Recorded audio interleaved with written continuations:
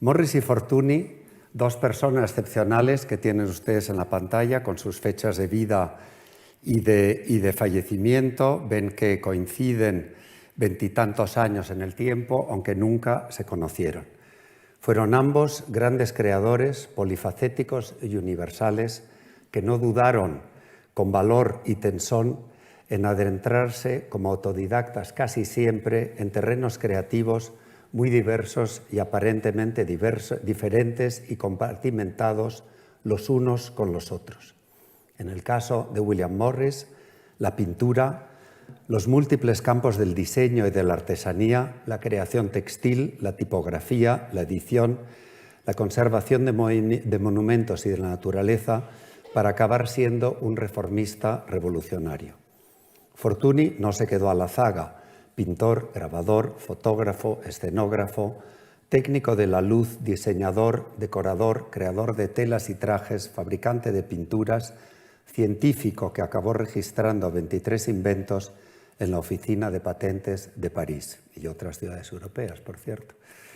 Morris y Fortuny comparten muchos puntos en común, aunque en temas tan importantes como la dimensión social del arte y del diseño y las ideas políticas, Morris fue un socialista revolucionario y Fortuny un conservador. Fueron dos titanes de una gran vitalidad y coraje, hombres universalistas, renacentistas, que sin manifiestos y disfrutando con el trabajo, concepto ruskiniano muy apreciado por Morris, dejaron un legado importante en muchos de los diversos campos mencionados. Para ellos, la división entre artes menores y mayores, entre las bellas artes y las artes decorativas, no tenía razón de ser. Lo mismo que la separación entre arte, artesanía y diseño. Y en el caso de Fortuny, también de la tecnología y la ciencia. Todo podía y debía servir para los objetivos de sus proyectos artísticos y mejorar el mundo que les tocó vivir.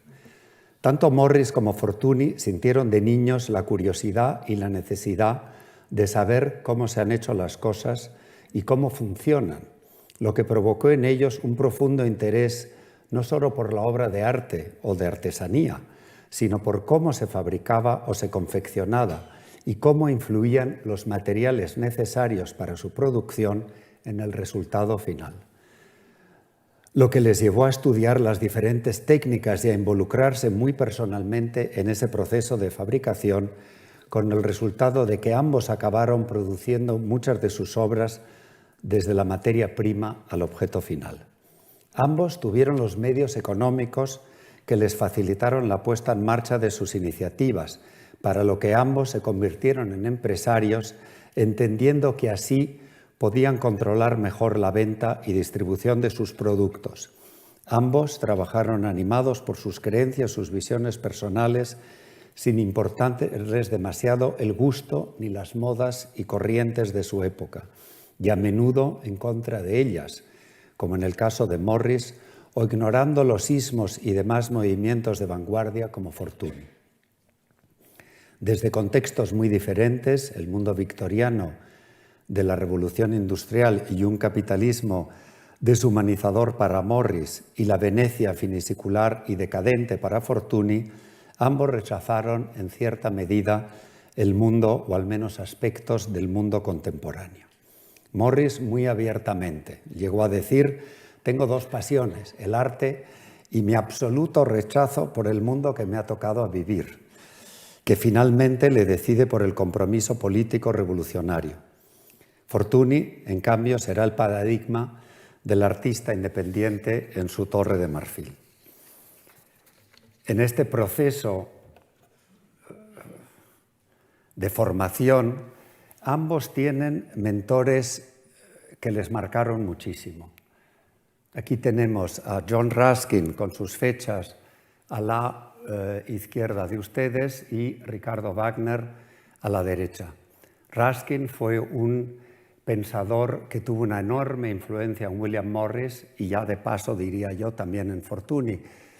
Ruskin pensaba que el arte no solo era una cuestión de buscar la belleza, sino también buscar la verdad, y que por lo tanto, tanto el artista como el artesano tenían un auténtico compromiso moral, y ese compromiso moral debía reflejarse en su obra.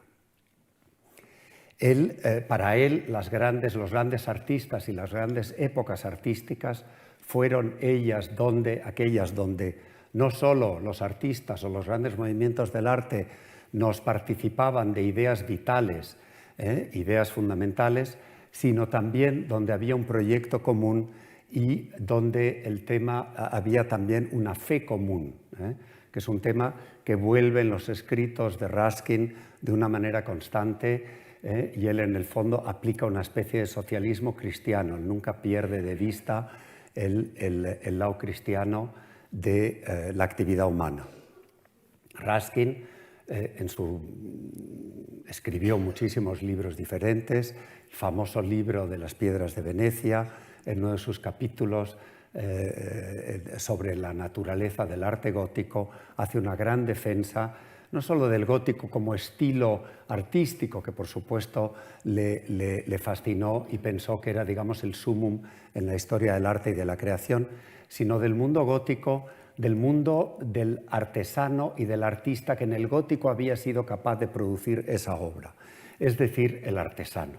El mundo gremial, el mundo corporativo, el mundo colaborativo, no el artista romántico con una cierta pedantería y muy creído de sí mismo, sino el artista casi anónimo, ese artesano que ayudó a crear las catedrales y que se basó en la naturaleza para crear la ornamentación que iba a decorar todas esas catedrales y esas grandes obras góticas que en el fondo tienen también algo de la naturaleza, tienen algo orgánico. Para él realmente era la cumbre, digamos, casi del arte y del artista.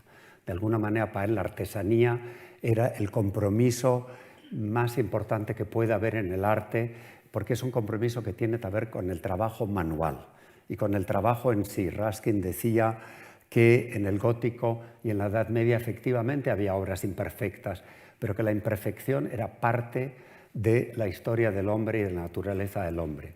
Y la imperfección, en cierta manera, era un motor de búsqueda, de ir más allá en esa búsqueda de la belleza y del perfeccionamiento.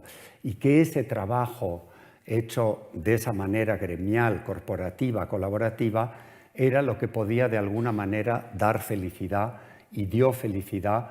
Él mitificó bastante al artesano medieval, pero de alguna manera él siempre defendió que se disfrute en el trabajo, palabras muy de Raskin, y que fueron motor también en su vida, que ese disfrute en el trabajo era lo que de cierta manera podía dar una felicidad, si esa felicidad realmente existía, y consiguientemente una cierta paz. En esa visión, obviamente, chocó tremendamente con la época victoriana. Estamos en la época de Dickens, estamos en la época de Oliverio Twist, ¿no?, que todos hemos leído en algún momento, ese mundo tenebroso de la Inglaterra victoriana, la Inglaterra de la gran revolución industrial, que por supuesto trajo muchos adelantos, pero también tuvo consecuencias nefastas y sobre todo para el mundo de la artesanía, para el mundo de la producción, para el mundo de la creación de los objetos, donde la máquina iba a tener un efecto tremendamente negativo, hasta el punto de que hubo varios pensadores, y Raskin, uno de ellos, que pensaron que la artesanía iba a desaparecer. Con lo cual él siempre fue un defensor tremendo de la artesanía y del trabajo manual. Él llega a decir también que los hombres de pensamiento debieran dedicar una parte de su tiempo a producir cosas manuales y que los obreros debieran dedicar una parte de su tiempo a pensar. Raskin fue también un gran pintor y sobre todo un maravilloso y extraordinario acuarelista. Él consideraba que la naturaleza, dentro de esa visión que él tenía, donde la religión jugaba un papel importante, la naturaleza era algo de alguna manera sagrado y había que respetar profundamente, lo que influiría mucho también en las ideas conservacionistas de Morris más tarde. El otro mentor, en este caso para Fortuny, pero que también tiene algo de raskiniano, porque también busca en el pasado elementos que pueda traer en su obra. Es decir, si pensamos en todos los mitos premedievales, incluso de los Nibelungos, etcétera, etcétera, fue Ricardo Wagner. Ricardo Wagner, todos conocen sus óperas, su actividad como músico, pero también fue en su época considerado como un gran pensador y un gran filósofo, que lo fue también. Y Wagner tiene una idea que es muy importante y que todavía hoy en día nos influye mucho, que es la idea de la obra de arte total, donde las barreras no existen y donde todas las artes deben de colaborar en un bien común, en una actuación común, que en el fondo es un poco la idea de la catedral gótica también. Y para Wagner fundamentalmente es la ópera de alguna manera la que recoge por un lado el tema de la literatura, que es el libreto, basado muchas veces en las viejas leyendas medievales y premedievales, en los ciclos de los Nibelungos, los ciclos arturianos, etcétera, etcétera. Por otro lado, la escenografía, que es el color, que es la pintura, y él, cuando se leen sus libretos, es muy interesante ver lo detallado que es en sus indicaciones escenográficas, ¿no? Pues no sé, en el principio de las hijas del Rin, pues él está hablando de una luz verdosa que se va convirtiendo en azulada según el día va aclarando, etcétera, etcétera. Él da unos detalles muy precisos sobre cómo hay que iluminar sus escenografías, que también tuvo una profunda importancia, como veremos después en la obra de Fortuny, ¿no? Y, por supuesto, la música, el lado del drama, y todo eso constituiría esa obra de arte total que tuvo, como he dicho, una importancia fundamental, de hecho, en ambos artistas, ¿no? Otra de las cosas que comparten son lo que les marcan ciudades. Oxford, en el caso de William Morris, donde llega en 1852. Aquí vemos el Oxford, que es una ciudad que, por cierto, se quedó muy al margen de la revolución industrial, mantuvo ese carácter gótico de la ciudad. Aquí vemos uno de los famosos colleges de Oxford, Todas las Almas, el All Souls College, con la maravillosa biblioteca, el Cámara Radcliffe, con la cúpula, el edificio redondeado que ven ustedes en el centro de la imagen, ¿no? Oxford mantenía ese, y es más, Oxford en ese momento es una ciudad importantísima para el revival neogótico. Revival neogótico que al principio apoyaron Ruskin y Morris y que luego criticaron, porque al final ese revival neogótico lo que hizo es que se bastardizaran, que se transformaran muchas maravillosas iglesias del campo en Inglaterra y que se convirtieran en iglesias góticas vistas con los ojos del XIX, pero sin respetar la esencia de lo que era el gótico primitivo inglés, lo que criticaron ambos muchísimo, ¿no? Y Oxford había estudiado también Ruskin ahí, había sido profesor en Oxford, iría muy a menudo y de hecho allí se encontrarían en 1856 Ruskin y William Morris, que nunca mantendría una gran amistad, pero William Morris siempre fue, aparte de que es muy evidente la influencia de Ruskin, lo leyó, lo editó, y de hecho en uno de los prólogos que hace en una de sus ediciones, él agradece a Ruskin la posibilidad de ese reencuentro de la belleza a través del trabajo manual en el mundo productivo, rechazando el mundo maquinista y la primera globalización que se produjo en el mundo y la homogeneización y la baja calidad de los productos domésticos. La ciudad de Fortuny obviamente es Venecia, donde él llega acompañando a su madre en 1887. Ella compra un palacio muy cerca de lo que es hoy la Fundación Peggy Guggenheim, entre la Salute y la Fundación Peggy Guggenheim, en esa margen del Gran Canal, se instala allí y Fortuny empieza allí sus pasos artísticos individuales. Obviamente Venecia, que es una ciudad muy interesante en ese final de siglo, obviamente vive todavía esa cierta nostalgia de la grandeza de la Venecia dogal, de la Venecia medieval, renacentista y del primer barroco, hasta su gran decadencia en el 18 y el 19. Venecia acaba de está ocupada por los austriacos hasta hace relativamente poco. Pero en esta Venecia funicular, pensemos que Wagner muere en Venecia en 1883 y también Venecia empieza a coger una élite intelectual, artística, de escritores.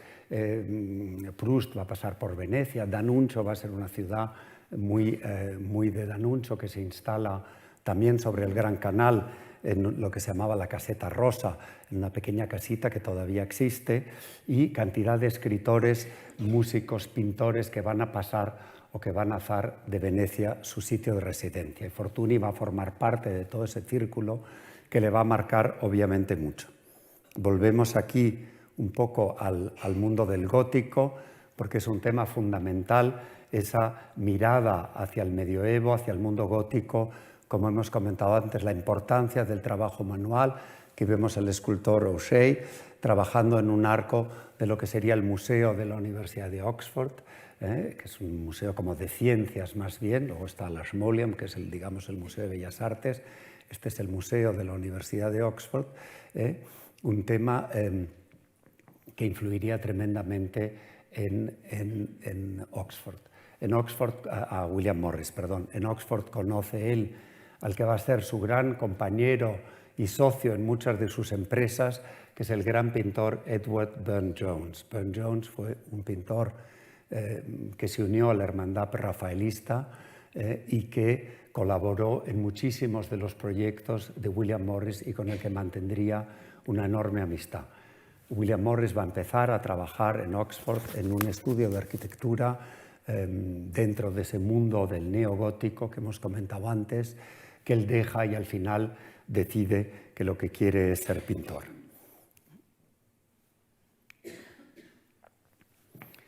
Ambos tienen lo que llamaría un poco el palacio, su palacio de arte, su casa del arte. Las casas del arte fueron para William Morris la Casa Roja de Red House, una casa que él construye con otro de sus grandes socios y compañeros de andadura, que es el arquitecto Philip Webb.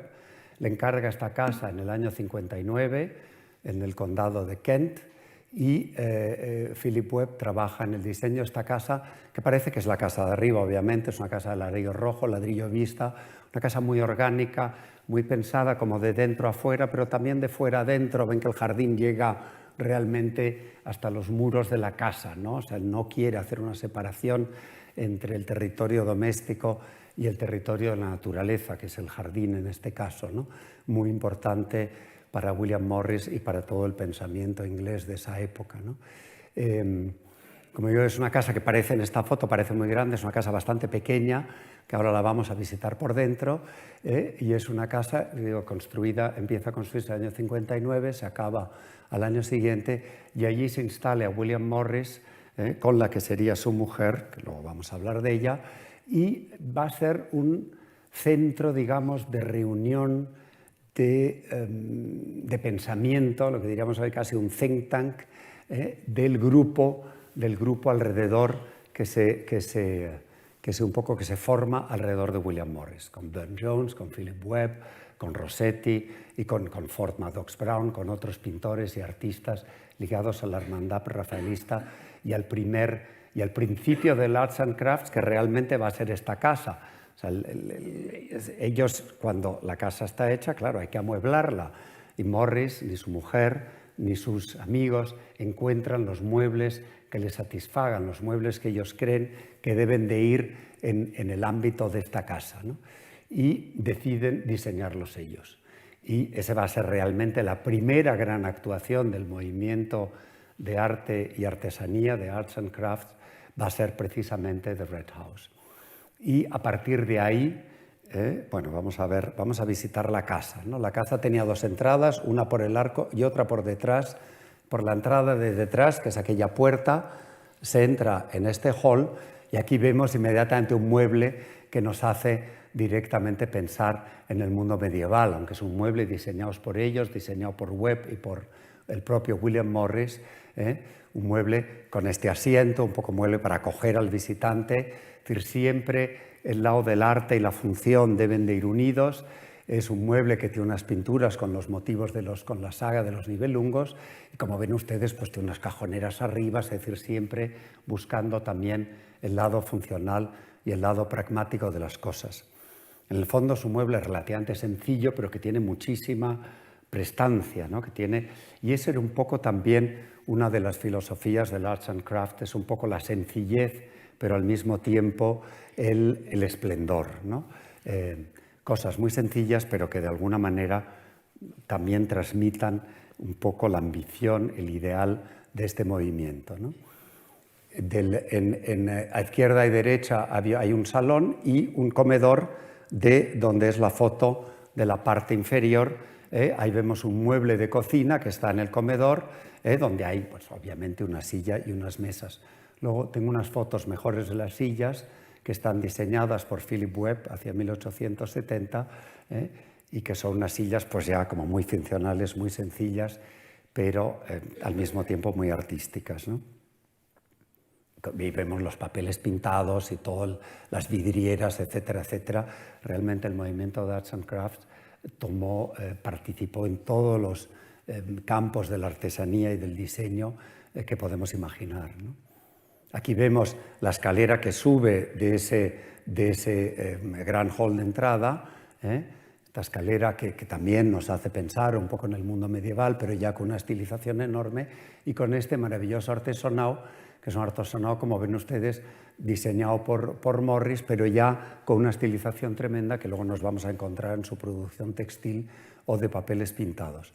Y a la derecha tenemos otro mueble diseñado por Webb en la sala de estar, que estaba en la parte de arriba de la casa, donde se reunían realmente ellos, donde se reunía este grupo de amigos, y ahí vemos una chimenea que Pevsner siempre dijo que en el siglo XIX fue la primera chimenea que no tuvo referencias historicistas, una chimenea para él el principio de la modernidad, en cierta manera, en la arquitectura de lo que sería luego el racionalismo del siglo XX, y efectivamente es una chimenea que no tiene ninguna referencia, excepto arriba, que no lo pueden leer ustedes, el lema de Morris, que era Ars longa vita brevis, ¿no? El arte es largo y durará, y la vida es muy breve.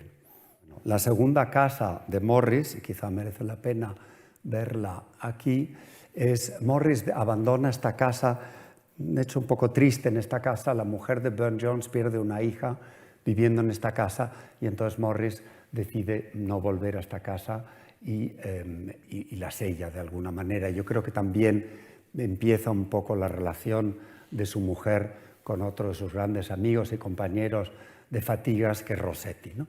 Bueno, en cualquier caso, él abandona The Red House, que hoy es una casa que pertenece al National Trust y que se puede visitar, y al cabo de unos años, en uno de sus paseos, ve una casa muy tardo-victoriana, es una casa realmente del siglo XVII, que es Kelmscott Manor, que es la casa que vemos abajo.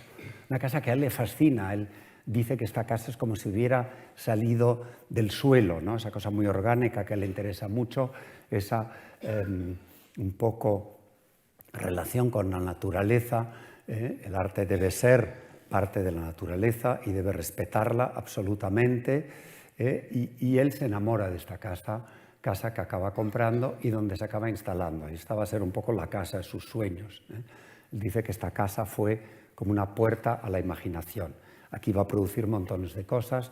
De hecho, Rossetti van a alquilar juntos esta casa, lo cual acaba no siendo una buena idea, porque Rossetti acabará enamorado de su mujer, y aunque realmente Morris, un personaje muy curioso, y va a tener una visión muy liberal en los temas de relaciones amorosas o sexuales, ¿no? Y bueno, Kelmscott Manor va a ser, como digo, un centro también de producción, de creación muy importante, y de ahí saldrá su famosa imprenta unos años más tarde. Este es un interior de Kelmscott Manor con su hija. Él tiene dos hijas con su mujer, con Jane Burden, al que vamos a ver ahora, y esta es una de sus hijas tocando el piano en este interior, donde vemos un poco esta manera de desplegar los objetos, y la presencia tremenda de las telas y de los bordados, de los tapices. Él mismo fue bordador, él mismo se dedicó a hacer tapices, igual que sus hijas y muchos de los integrantes del movimiento de Arts and Crafts. Aquí vemos dos sillas, que por cierto la ven ustedes aquí en la derecha de la foto, una diseñada por Rossetti, bueno, lo pone abajo, el Rossetti, la silla Rossetti, con un eco un poco del estilo georgiano inglés, pero ya mucho más estilizada, y la otra silla, que es la silla del arquitecto, la silla diseñada por Philip Webb, que existe en diversas versiones con o sin asientos, abrazaderas, digamos, para los brazos, ¿no? En cambio, Fortuny, bueno, es mucho más escenográfico en su manera. También es verdad que su palacio maravilloso que hemos visto en la foto primera, que podemos ir rápidamente detrás, que merece la pena, es esta, perdón, en este palacio. Él, como he dicho antes, se instala primero en casa de su madre. Esa casa le es pequeña, él empieza a elaborar sobre la idea de la iluminación, empieza a incluir la tecnología y temas de ciencia que le han fascinado desde niño en su mundo creativo, y el palacio de su madre se le hace pequeño. Y él compra o alquila primero los áticos de este gran palacio, el Palacio Pesaro degli Orfei, que no está demasiado lejos del trayecto del Campo San Stefano, que está un poco en el trayecto que habrán hecho muchas veces entre el Rialto y la Academia, ¿no? Ahí se pasa por el Campo San Stefano, esto está bastante cerca, en el Campo San Benedetto, y allí él empieza ocupando este palacio que acabará ocupando totalmente, ¿no? Es un palacio que estaba dividido en muchísimas partes, que él va restaurando poco a poco, y un palacio que está ocupado, se dijo que por 50 familias. Él empieza ocupando los áticos de arriba y cuando ya consigue hacerse con todo el palacio, pues él va a decorarlo con su propio gusto, obviamente, gusto mucho más escenográfico. También los espacios son completamente diferentes. Estos espacios grandes pues no son para crear ambientes domésticos a la inglesa, sino para crear ambientes mucho más, digamos, teatrales, mucho más espectaculares, pero donde incorpora pues obras de arte antiguo, sus telas, obviamente, todas las paredes están tapizadas por sus algodones, por sus terciopelos estampados, y obras de su padre. Es un cuadro que en estos momentos pueden ustedes ver en la exposición de Mariano Fortuny Marsal, de Mariano Fortuny padre, en el Museo del Prado. Es una copia del Goya de la familia de Carlos IV, que está en el Museo del Prado, y que preside esta sala del Palacio Pesaro degli Orfei, hoy Palacio Fortuny. A él le gustaba que se llamara Palacio Pesaro Fortuny, hoy Museo Fortuny. Aquí vemos otras vistas, los recuerdos de su padre, gran coleccionista y muy influenciado por el mundo oriental, un apasionado del mundo oriental, sobre todo de la parte norteafricana, del mundo magrebí. Y aquí vemos una serie de cascos con este arcón barroco, tardo renacentista barroco, y con las telas, con los maravillosos terciopelos, con motivos de todo tipo de Fortuny, hijo de nuestro Fortuny. Esta es un poco el Santa Santorum del palacio, que era la biblioteca, con el tórculo para estampar los grabados, tanto de su padre como los propios suyos. Y aquí vemos un poco este maravilloso archivo visual que para Fortuny es fundamental y que le va a dar cantidad de pistas para cantidad de cosas que él va a producir. De hecho, en la foto de abajo, en estos preciosísimos álbumes perfectamente organizados, es decir, por ejemplo, hay ventanas 1, ventanas 2, ventanas 3, árboles, ramas, flores, y en el de abajo están las coraí griegas que van a inspirarle su traje más famoso, que es el Desfos, ¿no? Bueno, aquí vemos también para ambos personajes de los que tratamos hoy, sus mujeres fueron muy importantes, sobre todo quizá más, porque la mujer de William Morris y el propio William Morris tienen una relación un poco especial, pero Jane Burden, a la que conoce en Oxford y del que se va a enamorar y que se casan justo antes del proyecto de la Casa Roja, de la Red House, va a ser un personaje fundamental, no solo para él, sino para el movimiento prerrafaelista, porque va a ser una de las grandísimas musas, como veremos más tarde, una de las grandes musas, sobre todo de Dante Gabriel Rossetti, uno de los grandes pintores de la hermandad. Y en el otro lado está Henriette Negrin, francesa, la que conoce Fortuny a principios de siglo en París, donde él está yendo muy a menudo, porque en ese momento está muy metido en sus investigaciones luminotécnicas. Henriette llega a Venecia en 1902 con la mala fortuna que llega, parece ser, el día que se cae el campanile. Entonces, la madre de Fortuny, que por supuesto ve que su hijo se le va, y entonces tenía una manía espantosa a Henriette, decide que es por culpa de Henriette que se ha caído el campanile y ya la manía es doble, ¿no? Y no la podía ni ver. Y de hecho, ellos viven en una especie de concubinato porque ella está divorciada y de hecho no se casan, que es muy curioso, hasta 1924, ya había resuelto su divorcio mucho antes, pero bueno. Pero Henriette va a ser fundamental, va a ser la gran, no solo la musa, sino más que musa, la gran colaboradora de Fortuny. De hecho, Fortuny llega a decir que el Delfos es realmente creación de Henriette. Yo creo que ahí hay un equipo fabuloso, una complicidad maravillosa, que existió menos en el matrimonio de Morris, pero que fue fundamental para ambos, ¿no? Los dos empiezan por la pintura. Morris, muy influenciado por Rossetti, Rossetti le empuja a que hay que ser pintor.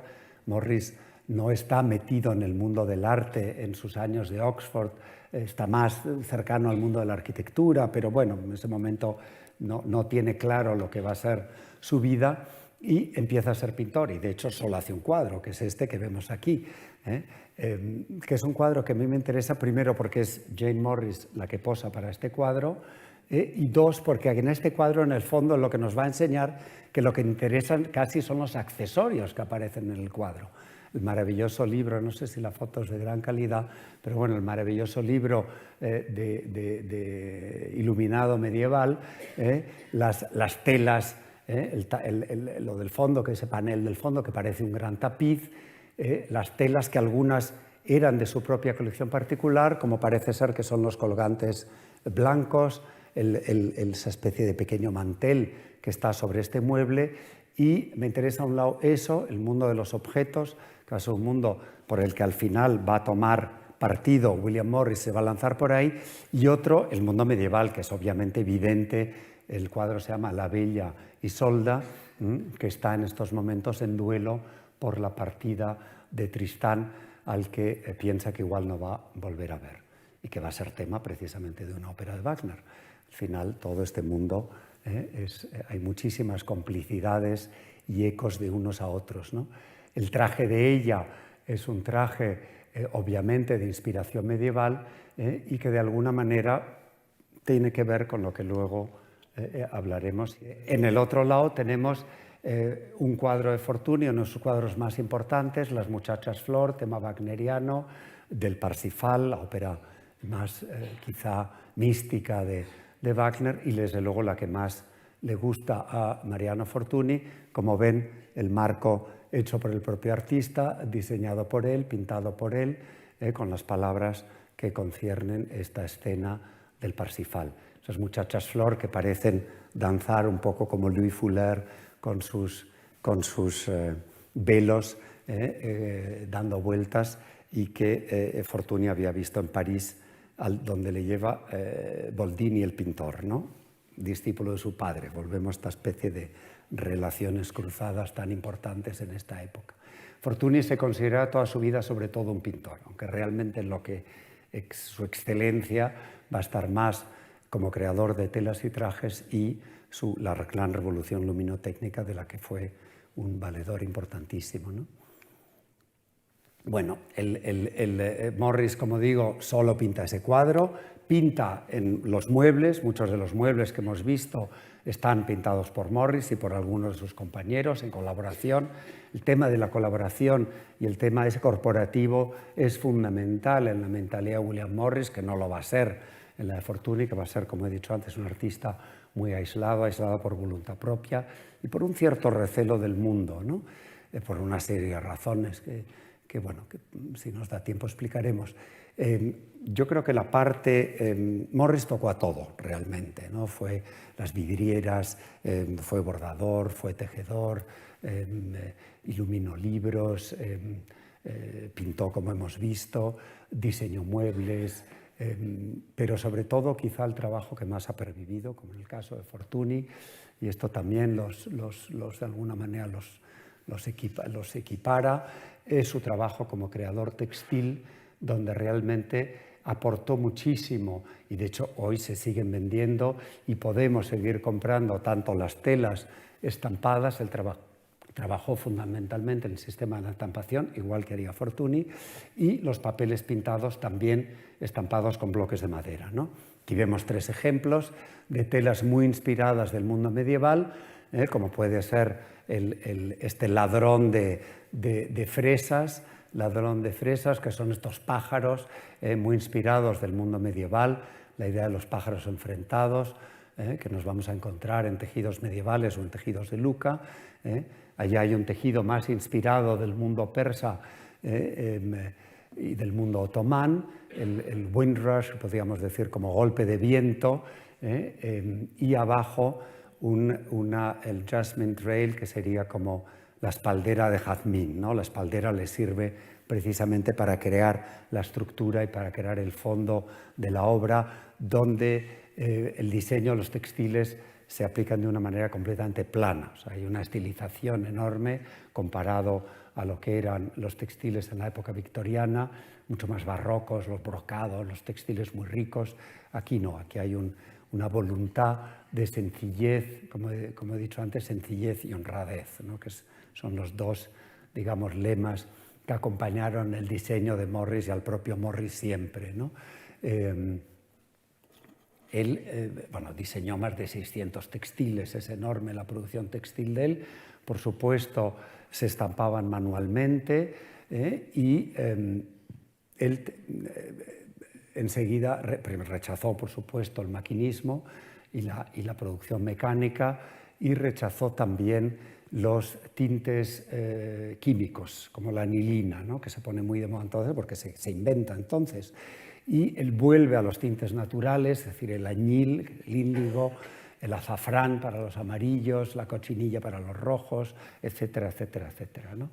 Y a él le gustaba mucho teñir él mismo, él realmente es un gran tintorero, las fórmulas de los teñidos, de las cubas, de las proporciones que había que hacer, que había que mezclar, todo eso le apasionaba. Y en un momento dado, en 1881, él crea su propio taller de estampación, que luego veremos alguna foto. Vemos rápidamente algunos de los papeles estampados, generalmente de tonos más apagados. El papel se supone que era como para dar ambiente más general, con lo cual son más neutros de colores, un poquito más apagados, pero bueno, el lily, el golden lily, el lily dorado, pues ya vuelve un poco esos colores fuertes también de los libros iluminados medievales, ¿no? Que realmente tuvieron, él los coleccionaba, él tenía una colección también de telas antiguas y también fue un asiduo visitante de lo que entonces era el South Kensington Museum, el Museo de South Kensington, que hoy es el Victoria and Albert, y que por cierto él haría la preciosa cafetería que está todavía. Si ustedes van, les recomiendo tomarse una taza de té con un pastel a las 5 de la tarde, obviamente, en la cafetería del Victoria and Albert, que está diseñada por William Morris y su equipo, y que está todavía tal como él la dejó. Pero él iba ya no solo para tomarse el té, sino para estudiar los tejidos antiguos, que le inspiraron muchas de sus creaciones, ¿no? El último capítulo importante de su producción, y para no meternos en muchos detalles, que es un capítulo fantástico y extraordinario, que ocupó los últimos años de su vida, fue el capítulo de la imprenta. Él fue un fantástico editor, el Kelmscott Press, con el nombre de su casa, de esta casa donde él va a ser realmente feliz y que le va a ayudar a crear y a producir tantas cosas espléndidas. Él va a ser un extraordinario editor, un extraordinario tipógrafo. De alguna manera él quiere no solo mejorar obviamente el nivel del libro de su época y hacer libros realmente artísticos, sino que, bueno, un poco la idea es unir también la parte visual con la gráfica del libro, con el propio diseño del libro, la puesta en página, la enmaquetación, temas que él cuidaba muchísimo. Este es un libro de una novela suya, una novela fantástica, con el dibujo de Burne-Jones, su gran amigo y compañero de viaje a lo largo de toda su vida, ¿no? Kelmscott Press editó libros suyos, libros de otros poetas contemporáneos y amigos de él, por supuesto Ruskin. Él hace una preciosa edición de Las Piedras de Venecia, y también literatura medieval. Él hace una extraordinaria edición, que hay un volumen en la exposición, hay otros libros también de Kelmscott arriba, pero sobre todo el Chaucer, que es realmente el gran escritor medieval inglés, y que él va a hacer una edición extraordinaria, ¿no? Y con esto acabamos un poco esta revisión de la obra de arte total morrisiana, para empezar con la revisión de Mariano Fortuny. Hemos visto Fortuny pintor, pero como hemos dicho al principio, Fortuny también toca un montón de campos creativos. El grabado, con otro tema wagneriano, es Wotan golpeando el suelo para producir la llama que va a rodear a Brunilda en la ópera Siegfried de Wagner, siempre muy inspirado por temas wagnerianos.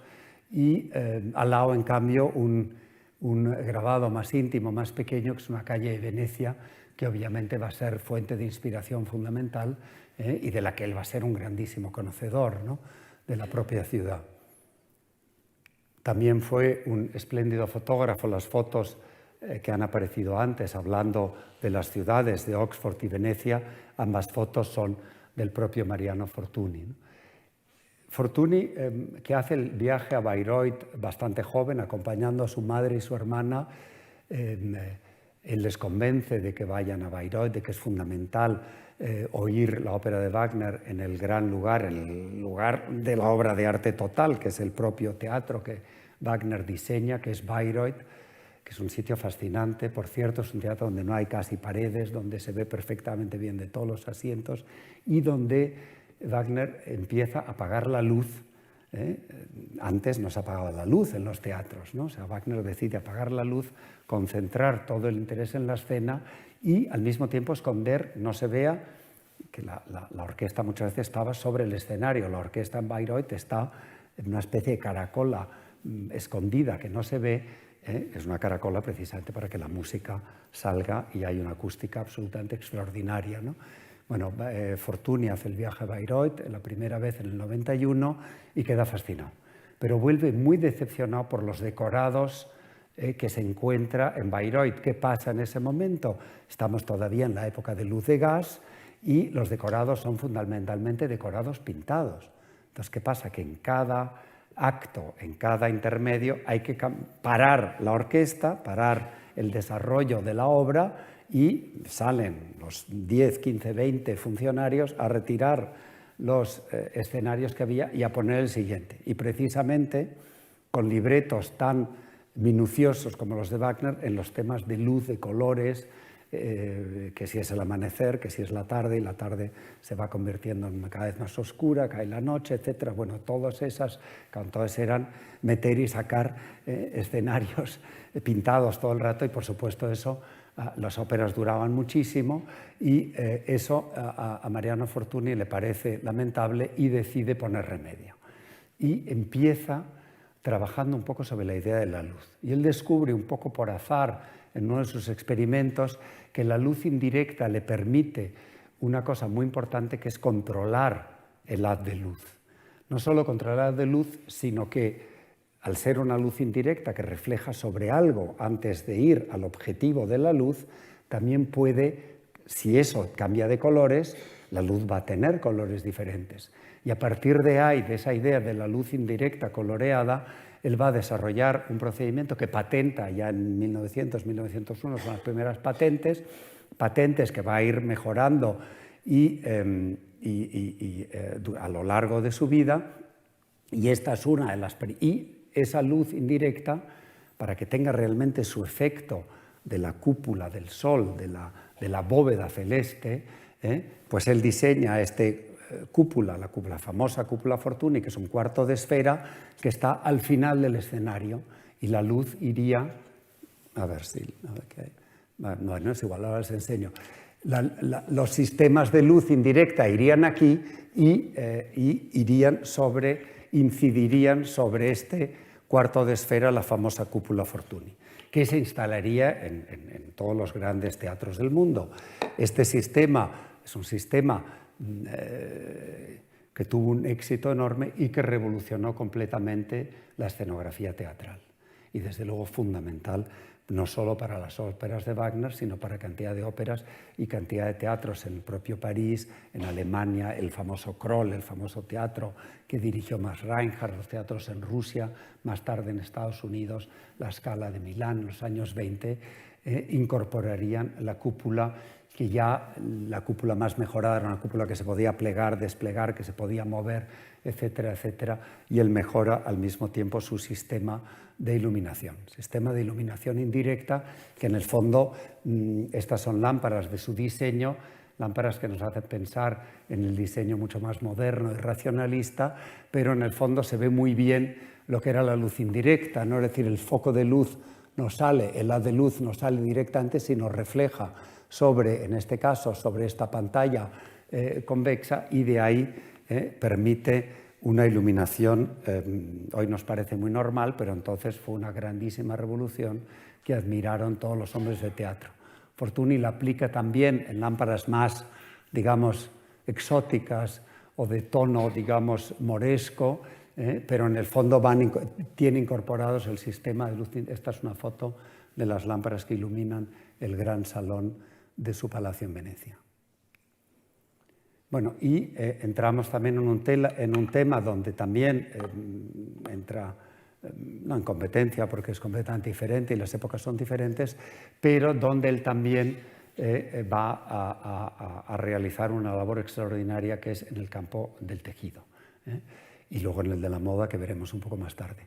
En el campo de tejido, Fortuny, que tiene ya una gran colección textil que viene de su padre, que fue un coleccionista extraordinario, y en la exposición del Prado hay una parte dedicada al Fortuny Marsal coleccionista, colección que se va a vender a la muerte de su padre y que va a generar una cantidad muy importante, más el dinero que tiene Fortuny padre. Hoy en día es difícil de entender, pero Fortuny padre era el Jeff Koons de la época, era un artista que valía muchísimo dinero.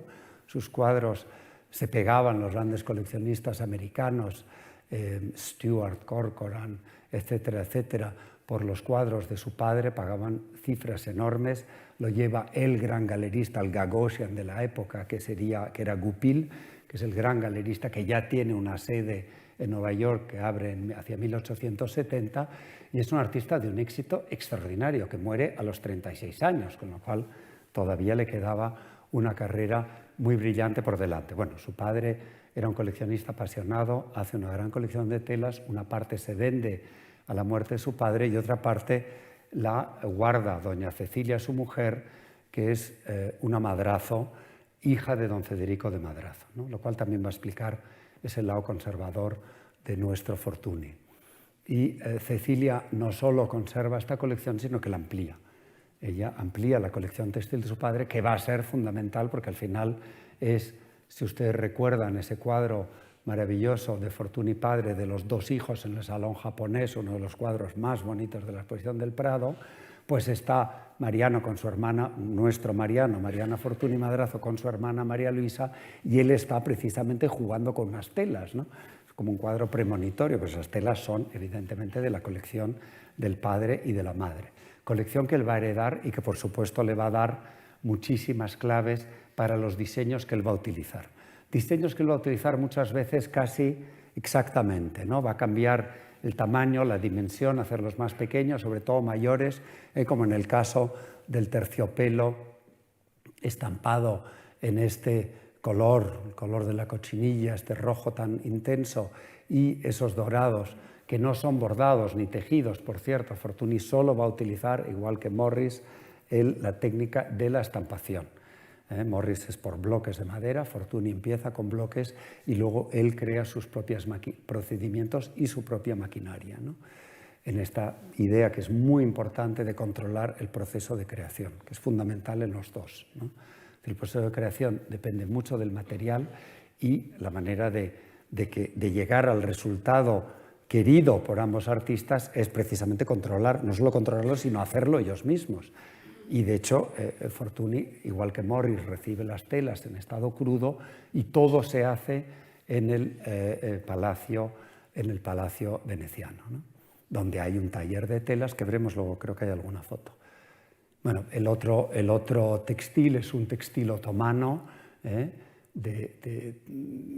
Aquí tenemos a la granada, que viene de la flor de loto, recorre desde el extremo oriente hasta Europa, motivo fundamental del Renacimiento, que lo vemos en los cuadros de Van Eyck o en los cuadros del Renacimiento italiano, y el textil otomano, que son de los temas favoritos de propio Fortuny. Aquí hay un textil de inspiración persa, también otro terciopelo de seda estampado en oro y en plata, que luego descubrimos que eran bronce y la plata era estaño, ¿no? Y aquí tenemos dos algodones estampados. Fortuny se da cuenta, sobre todo al finalizar la Primera Guerra Mundial, que él la pasa en Venecia. Venecia sería bombardeada en la Primera Guerra. Él decide quedarse, decide que no se quiere ir, y él se da cuenta que ya ese mundo del gran lujo, poco vales rusos, ese mundo fantástico de la preguerra ya ha desaparecido para siempre. El imperio austrohúngaro se desmorona, es decir, el mundo es completamente diferente y hace falta evolucionar, y él empieza trabajando sobre un material mucho más barato, que es el algodón. Los dos tuvieron un problema que al final es un poco paradójico, porque al final Morris, que quiere hacer cosas para el pueblo y quiere que el pueblo viva muy dignamente y con objetos preciosos, pues acaba haciendo cosas que al final compra la élite, digamos, culta, sofisticada, artística o burguesa, y los productos no eran tan baratos, son productos hechos a mano, aunque al final él incorpora algunos procesos mecánicos como el jacquard para abaratar precisamente un poco el coste, pero no son productos baratos, igual que los libros de Kelmscott no eran libros baratos. Entonces hay una cierta paradoja con una voluntad de reforma y socialista revolucionario que él va a ser, y muy activo al final de su vida sobre todo, y el producto. Y a Fortuny le pasa un poco igual al final, y por eso Fortuny empieza a trabajar con el algodón, que es obviamente mucho más barato que el terciopelo, y estos son algodones estampados que él hace en la fábrica de la Giudecca, que ven ustedes ahí y que todavía está ahí y que todavía sigue. Igual que podemos comprar telas y papeles pintados de Morris, podemos comprar telas, algodón estampado, no los terciopelos ni las sedas, de Mariano Fortuny en la Giudecca. Ese es un tema fundamental de ambos, el tema de la producción y el control de la producción. Aquí vemos los talleres donde se hacen las telas de William Morris a la izquierda, y una foto de Henriette, una foto preciosa que está Henriette pintando un bloque de madera que va a servir seguramente para los famosos velos cnosos. Luego veremos alguna foto, y abajo una foto relativamente más reciente, pero que me gustaba mucho porque se ve a las operarias en el palacio, en una gran mesa también, donde están retocando las telas. Es decir, el trabajo manual es fundamental. Aunque él inventa su propia maquinaria, al final las telas de Fortuny, igual que las de Morris, acaban teniendo una participación manual, ese fundamental concepto raskiniano, que hay que crear cosas con la mano, porque esa es lo que nos va a acercar, digamos, a la verdad, al arte y en el fondo a una cierta visión de la religión, pues ambos la van a producir, ¿no? Un tema también fundamental en ambos es lo que hoy llamaríamos el marketing. Es decir, fenomenal, yo me dedico a hacer telas, yo me dedico a hacer vidrieras, a hacer sillas, yo hago trajes, yo hago lo que fuera, pero ¿cómo llego al público? Es decir, o se lo doy a alguien para que me lo venda al Corte Inglés, o lo hago yo mismo. Y ellos deciden que la manera de controlar y de no perder el control sobre su propia obra y sobre la calidad de esa obra es venderlo ellos mismos. Entonces, Morris crea, que al principio se llamó Morris, Marshall, Faulkner & Co., con socios donde están también Burne-Jones y Webbs, el amigo arquitecto, y otros, en 1861, y al final él decide como que el que realmente trabaja es él y además tiene un cierto dinero porque ha heredado de su padre, que era un hombre de fortuna, decide comprarles en 1975 y crea lo que conocemos Morris & Co., que es lo que todavía existe hoy. Y Fortuny crea también su propia red de distribución, no solo, como hemos visto, va a producir sus tintes, los bloques de madera, sus propias máquinas de impresión, etcétera, etcétera, etcétera, sino que también no quiere depender de un tercero para la venta de sus productos. Entonces, o tiene agentes que trabajan muy cercano a él y con condiciones draconianas, o él mismo va a abrir sus tiendas y va a crear aquí, pues ahí vemos un pequeño folleto, un díptico, y vemos los preciosos nombres que tenían Robe Delfaux, Casa Campersin, bueno, Cap Español, etc., Abayas, etcétera, etcétera, con esa reminiscencia muy vales rusos, muy el Oriente, desde principios de siglo en Europa, ¿no? Esta es la tela de Morris en el número 449 de Oxford Street, donde se instala Morris & Co., la firma, como le llamaban ellos, la compañía, y la tienda de Mariano Fortuny en Venecia, con ese despliegue tan precioso, que es esta tienda precisamente, con ese arco que hemos visto ahí. Y es muy bonito porque la tienda de al lado es la tienda de Paul Poiret, que es el gran modista de la época, y con el que hay una cierta colaboración. Y un despliegue de cómo mostraba Fortuny sus trajes y cómo le gustaba a él que las telas no estuvieran pegadas a la pared, sino que tuvieran libertad, que tuvieran movimiento. Entonces él las solía colgar, en este caso son como de unas cintas bastante largas, pero a él le gustaba generalmente poner una barra, como si fueran unas cortinas, en cierta manera, poner una barra cerca del techo y de ahí las telas caían, como hemos visto, por ejemplo, en el Palacio, ¿no? Bueno, y un tema que a mí me interesa mucho, y con eso, bueno, pues yo creo que llegaremos a la hora, un tema muy importante que no se toca en la exposición, y esto no es una crítica, ni mucho menos, porque la exposición que hay arriba es absolutamente magnífica. Lo que pasa es un tema que realmente a Morris no le interesó demasiado, que es el tema de la vestimenta, que yo creo que es un tema fundamental en el movimiento del Arts and Crafts, fundamental en esta segunda mitad de siglo y fundamental en la primera mitad de siglo, y que va a explicar por qué Fortuny es tan importante y por qué Fortuny, en el fondo, sin querer él, porque él no iba de revolucionario por la vida, ni muchísimo menos, era un hombre muy conservador, porque él al final acaba siendo un revolucionario. A Morris no le interesaba, pero sí al contexto, al entorno de William Morris. A todos los pintores de su generación, el tema de traje, igual que Morris dice que una de las cosas que más le apasionaba en su vida era el rechazo, lo que él detestaba, el mundo contemporáneo que le había tocado vivir, muchos de sus pintores lo que más detestaban era la moda contemporánea que les había tocado llevar. Y decir, las críticas de Millet cuando habla de los sombreros de copa como espantosas chimeneas industriales echando humo, o la levita negra como una especie de traje funerario, ¿no? Y en el fondo aclaman, digamos, el traje medieval como un traje pintoresco, y de hecho hay una preciosísima acuarela en la exposición de un Francis Sykes, creo que se llama el personaje, un caballero inglés vestido de la Edad Media, con su mujer también vestida como una mujer medieval y sus hijos vestidos como pajes, ¿no? Esa idea de rechazo de la moda contemporánea y buscar en otros momentos de la historia, igual que William Morris para sus diseños, buscar en otros momentos de la historia una moda que les satisfaciera.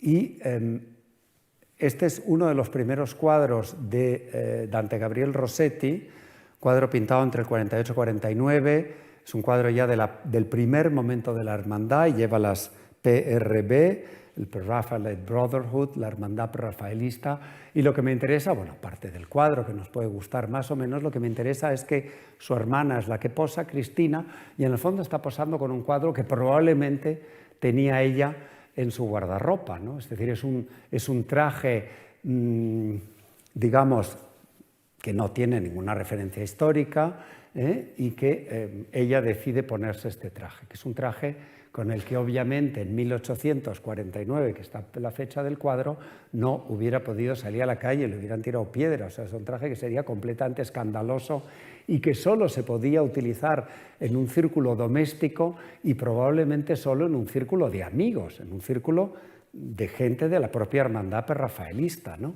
Y de hecho, en la foto de al lado vemos a la que fue la mujer de William Morris, Elizabeth Siddal, una también de las musas importantes del movimiento, que acabó suicidándose, una mujer muy frágil, y bueno, Morris tampoco debía ser, Rossetti no debía ser un hombre fácil, pero también vemos a Elizabeth Siddal con una versión, digamos, muy parecida, muy cercana al traje de Cristina Rossetti, donde estamos viendo perfectamente cómo es el cuerpo. No la vemos desnuda ni vamos a tener malos pensamientos, pero sí no se esconde nada de lo que es el cuerpo, es decir, las rodillas, los brazos, el busto, exactamente igual que ya está vestida como ella se vestía, Elizabeth Siddal, y como se visten, de hecho, muchas de las mujeres cercanas al movimiento, ¿no?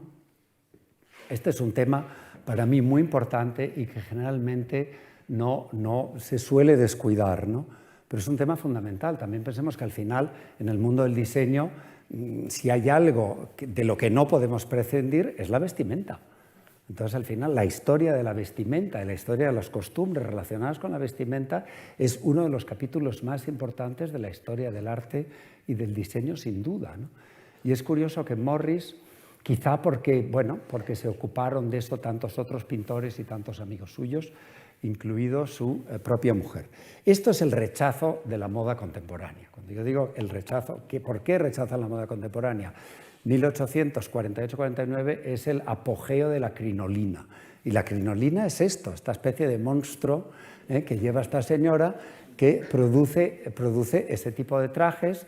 Es decir, en un momento dado se crea una sociedad para la reforma del traje donde dicen la mujer no debe de llevar más de 7 pounds, serían 3,5 kilos de ropa interior. Imagínense hoy, ¿no? Es que llevaban hasta 10 y 12 kilos de ropa interior, es decir, en aguas y en aguas y en aguas, hasta que llega esta especie de crinolina hecha de ballenas que pesa muy poco y que fue un enorme alivio, pero al final, cuando uno tenía que llevar un traje apoyado en esta crinolina, pues era una cosa enorme y hay miles de caricaturas sobre este tema en la moda de la época. El otro gran artificio de la moda de estos momentos es el corsé, y entonces el corsé produce esta silueta donde hay problemas de vértebras, problemas en los pulmones y una reacción brutal de la comunidad médica, que fue otro de los grandes adalides del movimiento de reforma del traje. Y esta es la silueta que les gustaba a ellos, como ven es una mujer tipo Venus de Milo, tipo clásica, y donde este es el gran rechazo. Bueno, y estas son las mujeres del movimiento. Aquí vemos a la que va a ser la mujer de William Morris, Jane Burden, Jane Morris, vistiendo un traje probablemente hecho por ella. Eso no lo sabemos, pero probablemente un traje ya mucho más suelto, donde no hay estos artificios de la moda, sujeto por un cinturón, pero ya el traje cae de los hombros, el movimiento de las mangas pues ya le da una amplitud y una libertad muy grande, y al lado un cuadro de Dante Gabriel Rossetti, Soñando de día, Daydreaming, donde aparece ella con un traje muy de este género.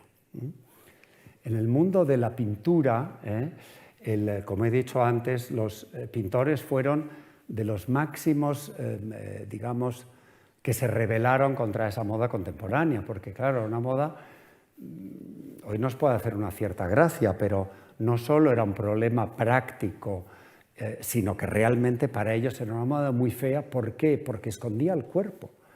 Y en el fondo para el pintor, y eso lo dice muy bien uno de los compañeros de Walter Crane, dice, si el traje y el cuerpo son parte del diseño, deberíamos de aprender que precisamente lo que hay que hacer es respetar ese cuerpo.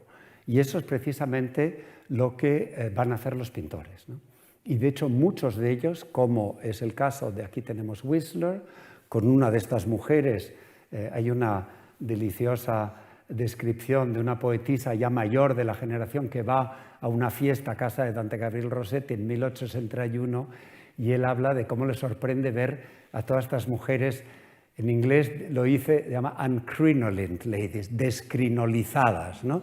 Es decir, todas estas mujeres que ya no llevan la crinolina, que llevan el pelo suelto, que no llevan sombrero, y claro, eso le produce a ella, claro, y está fascinada, dice, esto es maravilloso, es 1861, pero eso por supuesto son en círculos cerrados y los círculos de artistas, ¿no?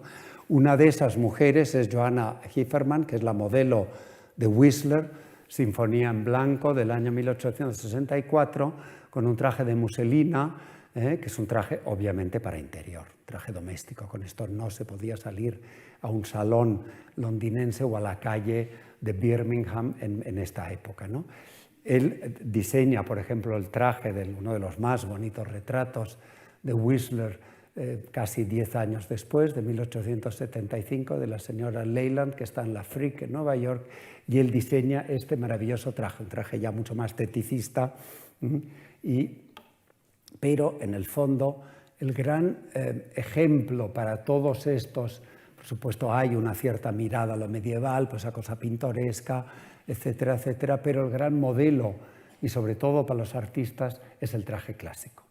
El traje griego o la túnica romana o el peplos, el traje griego, realmente el traje clásico, ¿no? El traje de las corail, el traje de las culturas clásicas, donde que sostiene de los hombros, que cae sobre el cuerpo sin esconderlo, sin deformarlo, sin artificios, y este traje permite movimiento natural y libre. Aquí vemos un precioso cuadro de Frederick Leighton, Nausicaa, personaje de la Odisea, y bueno, y ahí vemos perfectamente lo que es el cuerpo de la mujer, cómo se transparenta en este traje.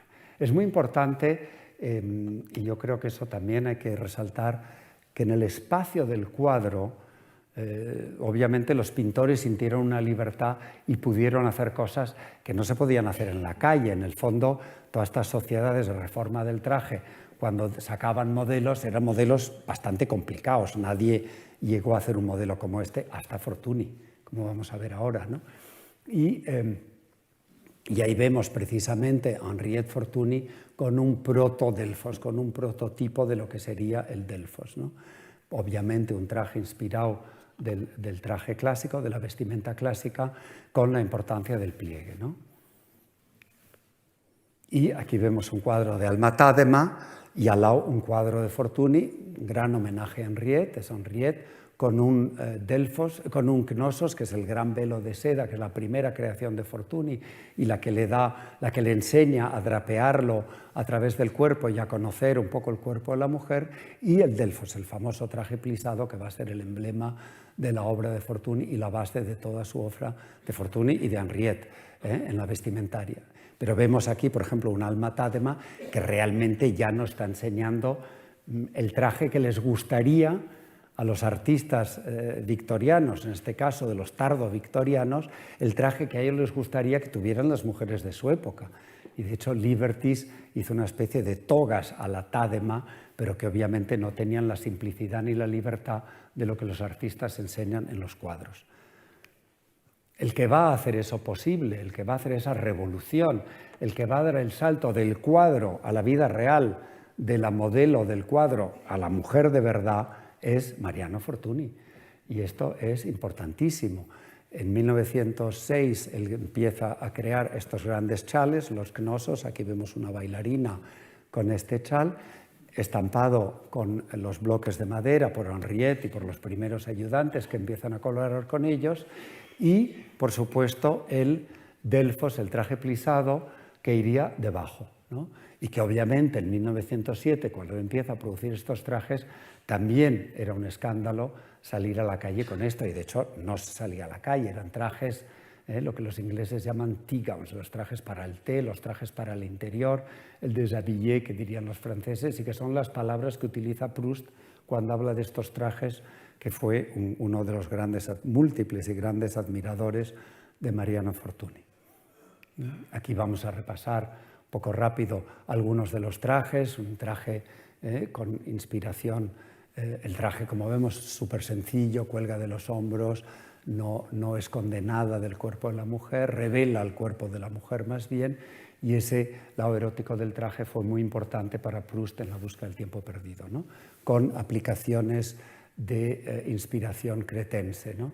Aquí un traje más de inspiración medieval, con este terciopelo de seda estampado con motivos de Luca, de los pájaros, y la seda uniendo los dos trozos de tela, pero al final la forma del traje es una T, muy sencillo, no tiene más los diseños. Aquí vemos un manto de terciopelo de seda, estampado con un dibujo también de inspiración cretense, y al lado un gran manto ha inspirado el Renacimiento con un Delfos azul.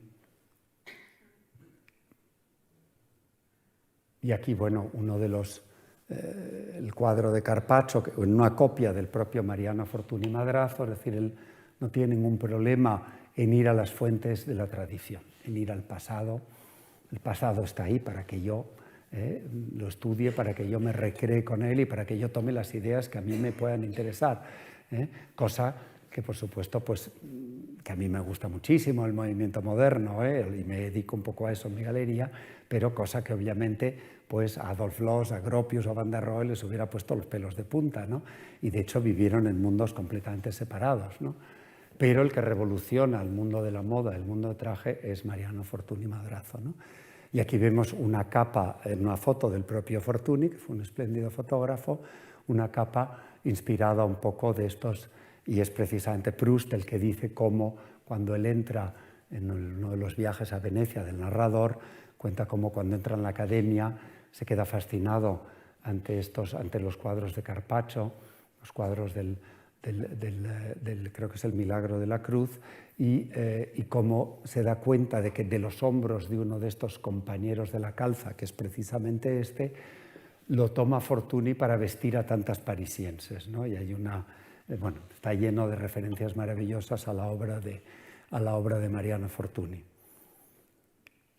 Así se presentaban los trajes, en esta idea de que todo debía ser producido, cuidado, controlado, etcétera, etcétera. Los famosos Delfos venían enrollados y si me dan un minuto les leo una descripción maravillosa de lo que es un Delfos enrollados. Y con esto acabo.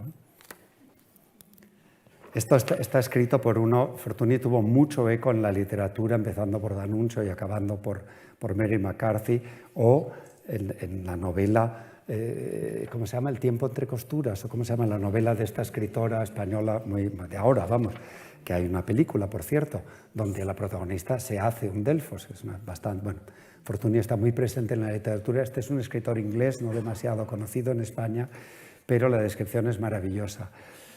La novela se llama Eustaquio y Hilda, Eustace and Hilda.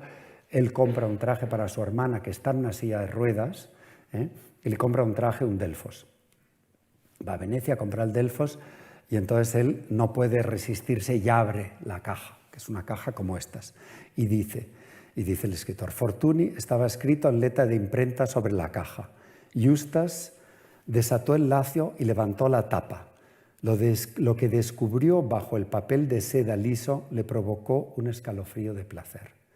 Totalmente enrollado y retorcido en sí, dispuesto para ser sacado, el vestido azul y plata de Hilda, los pliegues densos, tan unidos los unos a los otros como los surcos de un campo labrado, les parecieron más oscuros de lo que había imaginado. Sabiendo que nunca sería capaz de desplegarlo, se contentó con deslizar sus dedos entre las ranuras y las aristas del plisado en las que sintió la resistencia de lo que había estado tan apretado. Sin embargo, qué poderosa expansión la de estos pliegues, qué posibilidades insospechadas de movimiento para Hilda, para la nueva Hilda. En este vestido podía danzar, podía volar. Y de hecho, el libro acaba, Hilda se viste con un traje de Fortuny y el médico le dice que para curarse, una de las posibilidades que tiene Hilda de curarse es pasar por otro shock, que es parecido al que le provocó el tener que estar en silla de ruedas. Entonces él está paseando con Hilda al lado de unos acantilados y su hermano tiene la tentación, porque Hilda es pesadísima y le da la lata por todo y es muy exigente, tiene la tentación terrible de decir, bueno, acabo con este drama que me ha tocado vivir y me deshago de mi hermana, que tampoco ella está feliz. Y él es tan fuerte lo que le produce que él se desmaya y ella se levanta de la silla. O sea, el traje le da, digamos, la vida otra vez. Y es una idea poderosísima, idea que recoge también Proust, pero bueno, es una idea fantástica y que, bueno, nuestro querido Mariano Fortuny fue capaz de producir en el fondo también en tantas mujeres como por ejemplo Natasha Rambova, ¿no? Ya en los años 20-30 los trajes empiezan a utilizarse para las veladas de noche, para salir a la calle, para fotografiarse en ellos, tuvieron un gran éxito. Y con esto yo creo que me he pasado de la hora muchísimo, pues ya les libero a ustedes. Muchísimas gracias.